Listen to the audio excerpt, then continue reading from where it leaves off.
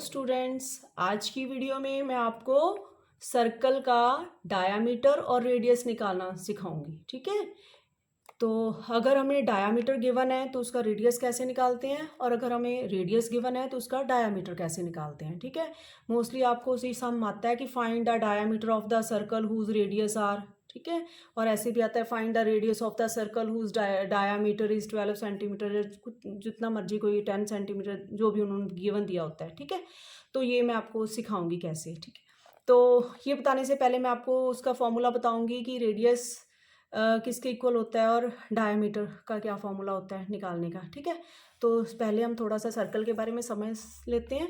मैंने अपनी एक वीडियो सर्कल के पार्ट्स के ऊपर बनाई थी। अगर आप सर्कल के पार्ट्स को अच्छे से समझना चाहते हो तो मेरी वो वीडियो आप देख सकते हो।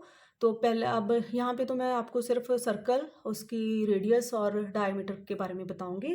थोड़ी सी मैं आपको इसके बारे में इंफॉर्मेशन देना चाहती हूँ। पहले जैसे यहाँ पे मैंने ये जो डॉट है, यहाँ पे मैंने कंपास रख के एक सर्कल ड्रॉ कर लिया। ये जो पॉइंट है जहाँ पे रख के हमने सर्कल ड्रॉ किया, ये होता है सेंटर ऑफ द सर्कल।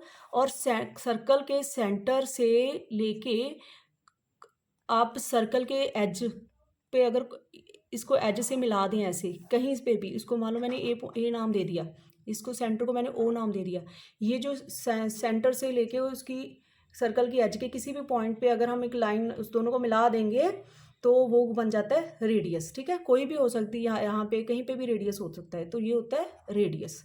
तो ये यहाँ पे भी ये लाइन हो सकती है, यहाँ पे भी हो सकती है, यहाँ पे भी हो सकती है। ठीक है, तो रेडियस होता है। एक और रेडियस बता देती हूँ, चलो। ठीक है, जैसे मैंने इस यहाँ पे एक एज पे एक पॉइंट ले लिया। ठीक है, मान लो मैंने इसका बी नाम दे दिया और ये सेंटर है। सेंटर और इस बी पॉइंट को अगर मैं मिला दूंगी तो ये भी आ रही हुआ। ठीक है, तो कहीं से भी आप लेते या सेंटर से आप शुरू करके एज से किसी पॉइंट पे अगर ऐसे बनाओगे तो वो रेडियस होएगा। ठीक है, और अगर सेंटर से पास करती हुई सर्कल के दोनों एज को टच करती हुई जो लाइन होती है ऐसे करके, वो डायामीटर होती है। जैसे मैं इसको नाम दे देती हूँ पी क्यू।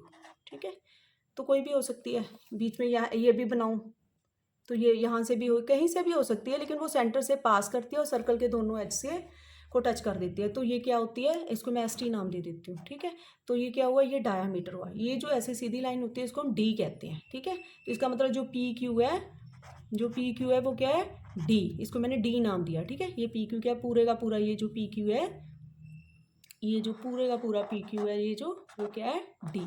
ठीक है, ऐसे एस टी भी पूरा डी है।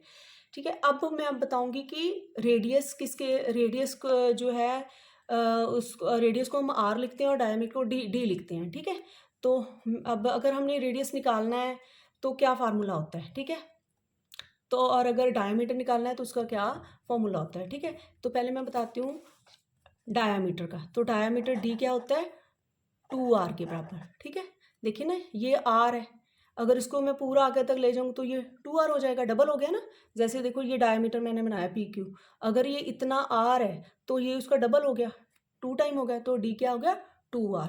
और अगर हमने इसलिए अगर हमें r दिया तो हम डायमीटर निकाल सकते हैं, रेडियस दिया तो डायमीटर निकाल सकते हैं, diameter is equal to 2r।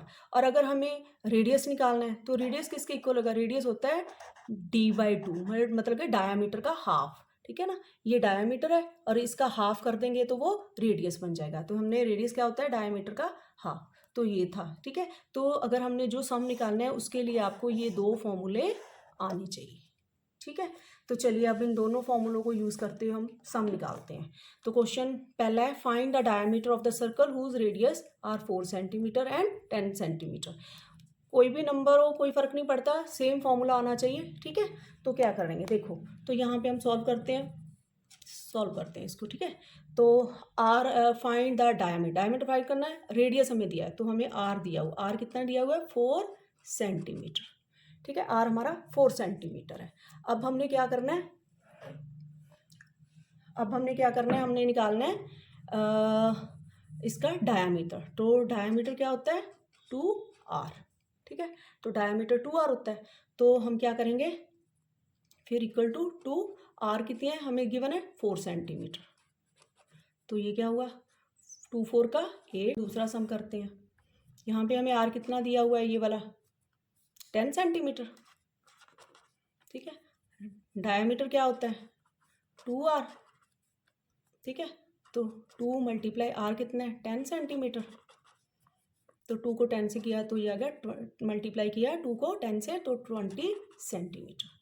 तो ये तो आ गया हमारा डायामीटर। अगर हमें रेडियस गिवन है तो डायामीटर कैसे निकालते हैं, ठीक है, इस फॉर्मूले को यूज़ करके। अब हम निकालेंगे, अगला क्वेश्चन है find the radius of the circle whose diameter is 12 centimetre. अगर हमें डायामीटर गिवन है तो रेडियस कैसे निकालते हैं, तो वो भी बहुत ईजी है, ठीक है। तो यहाँ पे हमें क्या दिया, इसको सॉल्व करते हैं।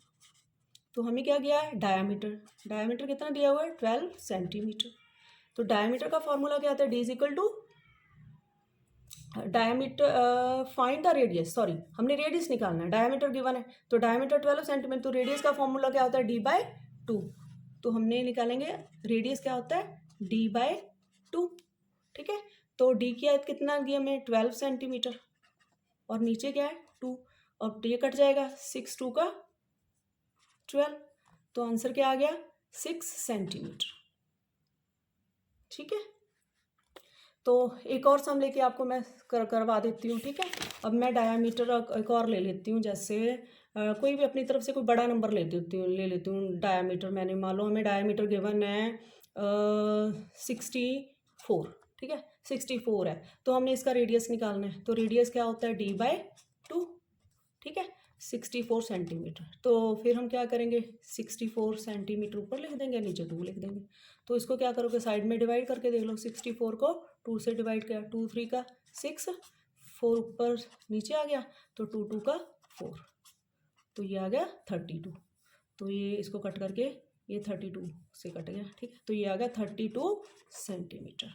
तो आई होप आपको पता चल गया होगा, आप अच्छे से समझ गए होंगे कि हमने रेडियस और डायामीटर कैसे निकालना है। अगर हमें रेडियस गिवन है तो डायामीटर कैसे निकालना है, अगर हमें डायामीटर गिवन है तो रेडियस कैसे निकालना है। तो आई होप आपको मेरी ये वीडियो अच्छी लगी होगी। तो प्लीज़ लाइक शेयर और सब्सक्राइब जरूर करना। Thank you.